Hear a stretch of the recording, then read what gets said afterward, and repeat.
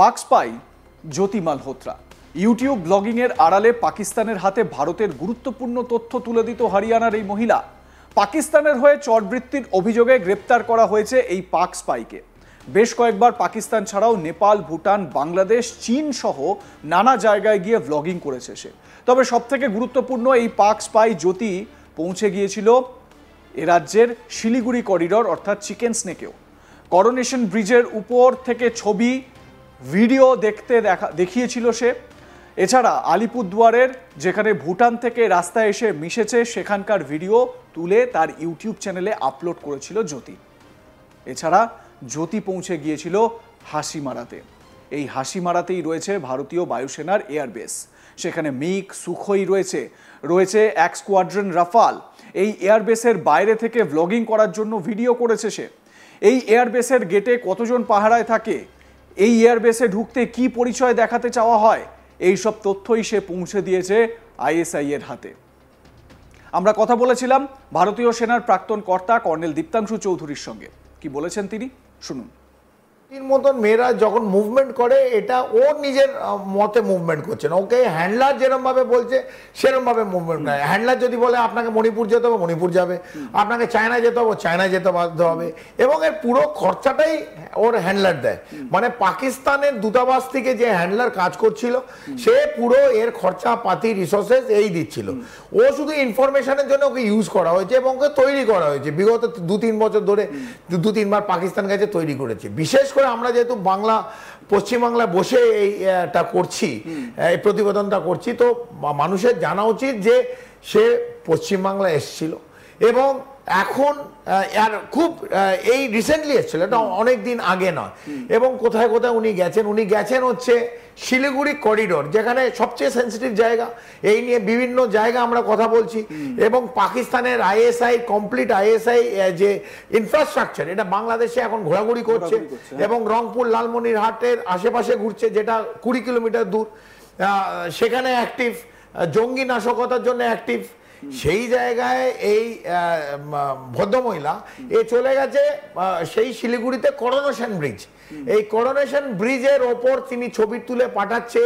Coronation bridge হচ্ছে একটা very important link এই শিলিগুড়ি করিডোরে, যে দুটো জায়গায় এটা লিঙ্ক, নর্থ ইস্টে এটাকে ধরে রাখছে। দার্জিলিং যেতে গেলে আমাদের এই লাগবে, যদি এটা ভেঙে যায় কমপ্লিট ডিভাস্টেশন হয়ে যাবে। তো ও করোনেশন ব্রিজে গিয়ে ছবি তুলেছে, শিলিগুড়ি করিডোরে বিভিন্ন জায়গায় ঘুরছে, ছবি তুলেছে। আলিপুরদুয়ারে গিয়ে এই যে ভুটান থেকে আসা এই যে বিভিন্ন রুটগুলো, আমরা একদিন স্বপন আপনার সঙ্গে একটা প্রোগ্রাম আমরা অলরেডি করে ফেলেছি, আমরা জানতাম না তার আগে আমরা এই প্রোগ্রাম যে কোনগুলো রুট হতে পারে, যে নাশকতার ছকে যে জঙ্গি ঢুকবে বিশেষ করে পশ্চিমবাংলা এবং উত্তর পূর্ব, সেটা হচ্ছে নেপাল, ভুটান এবং বাংলাদেশ। এবং নেপাল, ভুটানে যেখানে কোনো পাসপোর্ট এবং ভিসার ব্যাপার নেই এবং দুটো জায়গা থেকে পশ্চিমবাংলা খুব আরামসে যে কোনো লোক ঢুকতে পারে। কিরম ভাবে ঢুকবে, কোথায় সে থাকবে, কি তার ইনফরমেশন, এগুলো এই জ্যোতির মতন মেয়েরা, জ্যোতির রানী, জ্যোতি মালহোত্রা যাই বলো একে, কিন্তু এই ইনফরমেশনগুলো সময় সময় পৌঁছে দিচ্ছে।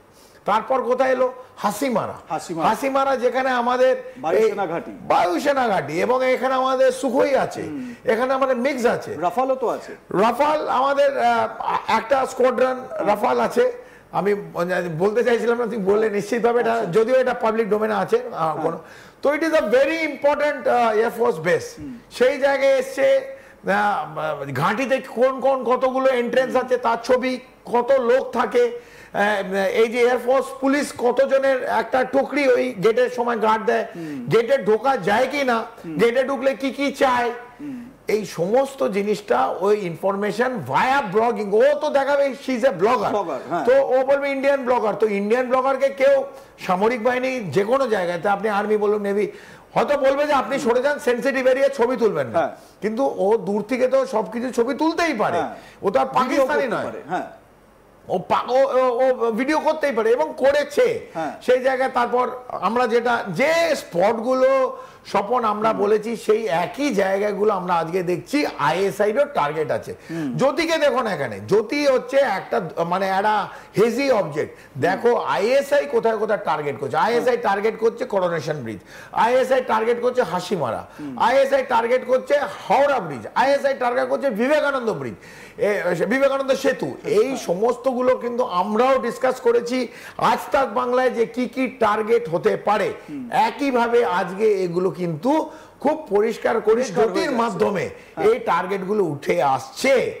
এইটা আমার মনে হয় প্রত্যেকটা কেন্দ্র এবং রাজ্য দুজনের সতর্কতার বার্তা। এবারে একদমই ঠিক এই জায়গা থেকে এই যে যৌথ যে সমন্বয়ে যে সিকিউরিটিকে কাজ করতে হবে এটা খুব গুরুত্বপূর্ণ। এবারে কর্নেল চৌধুরী আমরা ওই জায়গাগুলো দেখে নেব যেই জায়গাগুলোতে জ্যোতি মালহোত্রা ট্রাভেল করেছিলেন এবং ভ্লগ করেছিলেন। এরপর হচ্ছে গিয়ে 19শে ফেব্রুয়ারি 2024 বাংলাদেশ।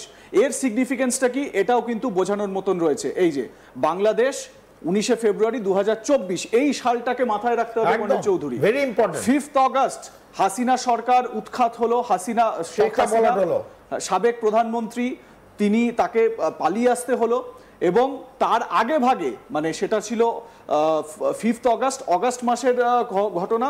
ফেব্রুয়ারিতে এই জ্যোতি মালহোত্রা সে চলে গেল বাংলাদেশ। এবং বাংলাদেশের আরো একটা ছবিও দেখাবো। এই যে এই বাংলাদেশের এই যে কালচার, সেখানে কি সেখানকার মানুষ কিরকম ভাবে কথা বলেন সেই সমস্ত ছবি দেখাচ্ছেন একটি মন্দিরেও। 4 মার্চ 2024 বাংলাদেশে পৌঁছে গিয়েছেন জ্যোতি মালহোত্রা। এই যে ঠিক কর্নেল চৌধুরী এই জায়গাটাই আমি দেখানোর চেষ্টা করছি। এই যে জায়গাটা যখনই একজন ব্লগার ব্লগ করে দেখাচ্ছেন এই জায়গাটা, এটা যেরকম যারা ভিউয়ার্স রয়েছেন তাদের কাছে পরিষ্কার চলে আসছে, ঠিক সেই রকম কিন্তু যারা ইন্টেলে কাজ করেন তাদের কাছেও তো পুরো পরিষ্কার হয়ে যাচ্ছে। হ্যাঁ, তাদের কাছে পরিষ্কার হয়েছে বলে তো অনেকদিন ধরে ওর উপর নজর রাখছিল, ওর হ্যান্ডলারের উপর নজর রাখছিল, দানিশের উপর নজর রাখছিল। এবং দেখুন উনি কোন ফ্লাইটে যাচ্ছেন। আমি দেখেন বসে বসে বলছি বাংলাদেশ এয়ারলাইন্স। হ্যাঁ, এখান থেকে যদি কেউ যেতে চায় বেশিরভাগ নরমালি যদি ভারতীয় যায় তার ইন্ডিয়ান এয়ারলাইন্সে যাবে, মানে এয়ার ইন্ডিয়া যাবে। সেখানে বাংলাদেশ এয়ারলাইন্সে যাচ্ছে এবং কোন সময়গুলো যাচ্ছে সময়গুলো আপনাকে দেখতে হবে। সময়গুলো যাচ্ছে হচ্ছে আপনি যেটা একদম কারেক্টলি 5ই অগস্ট তক্তা পলটের আগে, তখন অলরেডি বিল্ড আপ হচ্ছে। উনি কি যাচ্ছেন, কোথায় কি পৌঁছেছেন আমরা জানি না।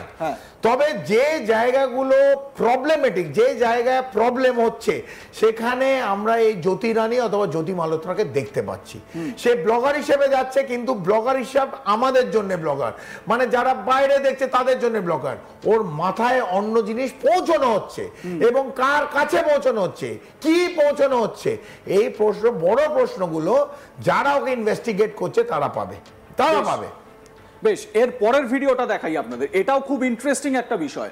এর পরে চীন সফর করেছিলেন এই জ্যোতি। এটা দেখুন 20 জুন 2024। এটা খুব ইন্টারেস্টিং কর্নেল চৌধুরী। তার কারণ হচ্ছে এই যে সময়টা আমরা দেখাচ্ছি তখন বাংলাদেশে তক্তাপলট হয়ে গেছে। মোহাম্মদ ইউনূস তিনি অন্তর্বর্তী সরকারের উপদেষ্টা হিসেবে দায়িত্ব নিয়ে নিয়েছেন, প্রধান উপদেষ্টা হিসেবে। এবং তার পর সেই মোহাম্মদ ইউনূসের তার আগে, এটা জুনে, হ্যাঁ ঠিক অগস্টের আগে তখন এটা পাকছিল আর। এবং মানে আমি এই জায়গাটা একটু বোঝানোর চেষ্টা করছি, মানে তার পরই এই চীন সফর করেছিলেন মোহাম্মদ ইউনূস, শি জিনপিং এর সঙ্গে কথা বলেছিলেন। মানে তার আগে যে কিভাবে সিচুয়েশন গুলো তৈরি হচ্ছিল সেটা কিন্তু সেই ইনফরমেশন গুলো কিন্তু চলে যাচ্ছিল শত্রু দেশের কাছে। এটা অন্তত এই ভিডিওগুলো থেকে স্পষ্ট।